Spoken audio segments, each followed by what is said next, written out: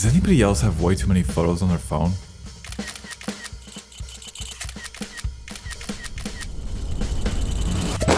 Like, what is this? I took this photo on November 1st at the Caltrain meets BART combo station in Millbrae, California. Less than 24 hours later, I took this sort of oddly majestic photo of a sandwich. But this video isn't about the vegan chicken sub that I absolutely housed in Golden Gate Park. And it isn't about this photo or this one either. In fact, the photo that I want to talk about isn't even on my phone. It isn't in the cloud, and it certainly isn't on the internet.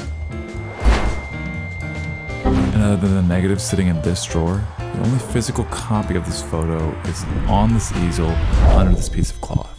But wait, I'm getting ahead of myself. We just met, and let's face it, you don't care what's under the cloth. At least, not yet. Because the question isn't, what is this photo of, but why this photo? Out of the countless moments that I've nearly unconsciously documented, what was so special about this one that I had to capture it not once, not twice, but 10 times? And to answer that question, we've got to go back to the beginning.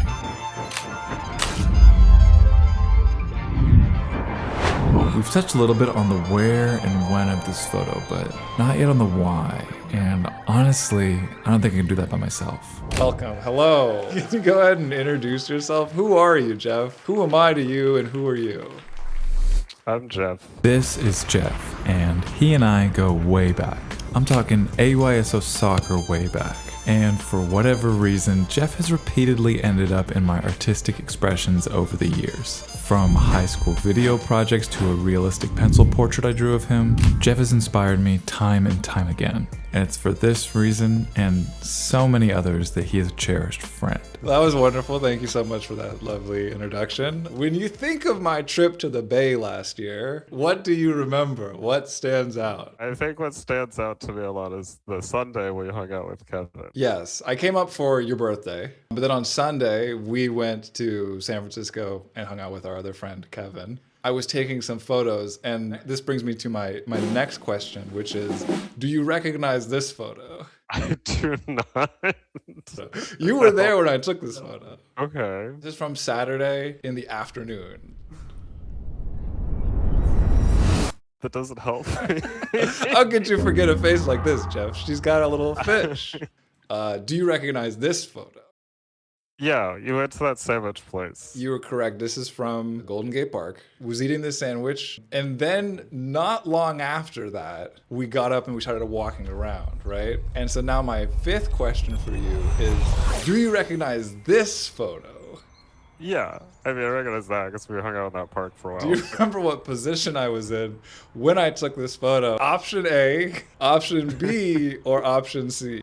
There was no easy answer. I'm pretty sure it was B. Do you remember when I was taking this photo, you and Kevin were pretty thoroughly roasting me for crouching down? I vaguely remember that. When you look at this photo now, how does it make you feel? I mean, I guess my first thought is I really like the shadows on the benches. I guess I could say it feels a little warm. I don't really have like a lot of feelings, if I'm being totally honest. All right, well, that pretty much concludes the questions. But oh wait, before you go, wait, did you paint that? This photo is just 1 second from that weekend. A shot snapped between jokes cracked, meals shared, and stories told amongst friends. All the stuff that feels ordinary in the moment, but becomes almost sacred when you look back on it. And even though this picture doesn't contain any of that, when I look at it, I can feel all that energy. And the more I looked at it, I began to wonder if a photograph captured in an instant can somehow contain all that depth. If I spent enough time, could I also capture that feeling? So I drew it, and I redrew it, and before I knew, I'd filled 8 pages in 2 sketchbooks.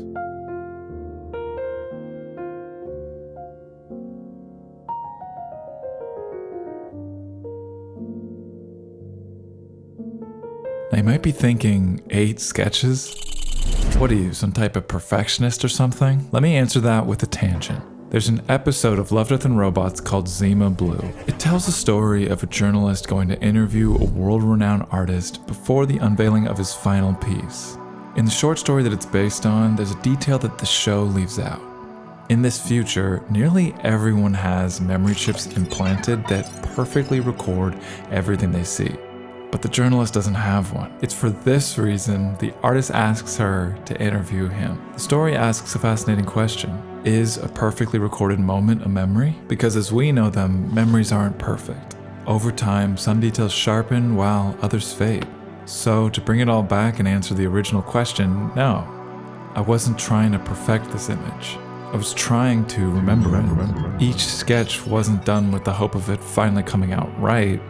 Each was an attempt to get closer to the sound of that distant fountain, closer to the warmth of the sun wrapping around that tree, closer to the feeling I had in the moment when I decided to hit the shutter.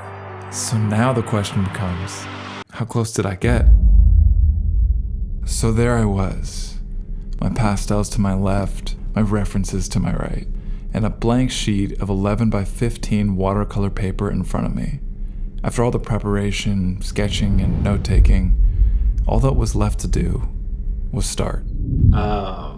So right now, I'm doing a little bit of procrastinating. Yeah, I'm just feeling a little bit like I just want it to come out well. I want it to come out good. I want to like it. And so I'm just kind of like very slow to start, but I gotta start. It's a little nerve-wracking, doing something new, but we just gotta face our fears. We just gotta go for it. So let's get to it.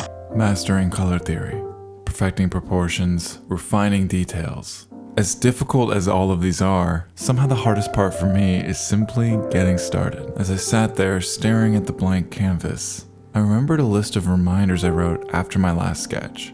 I found the notebook I jotted it down in, opened it up, and read. And at the bottom of that list was the advice I needed.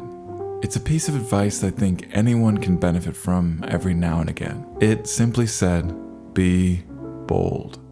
So I was bold. I started and I kept going. And that's the secret for me. Once I take the first step, I already know how to take another.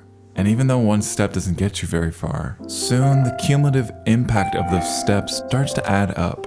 You look up and realize you're no longer where you started. And if you keep going, keep taking steps, soon you'll start to see something else. It'll approach subtly at first, but then all of a sudden, you'll be face to face with your goal. And hopefully, when you get there, you'll feel accomplished. If I've done my job as a storyteller correctly, by now, you know what this piece means to me. And hopefully, because of that, this will mean something to you.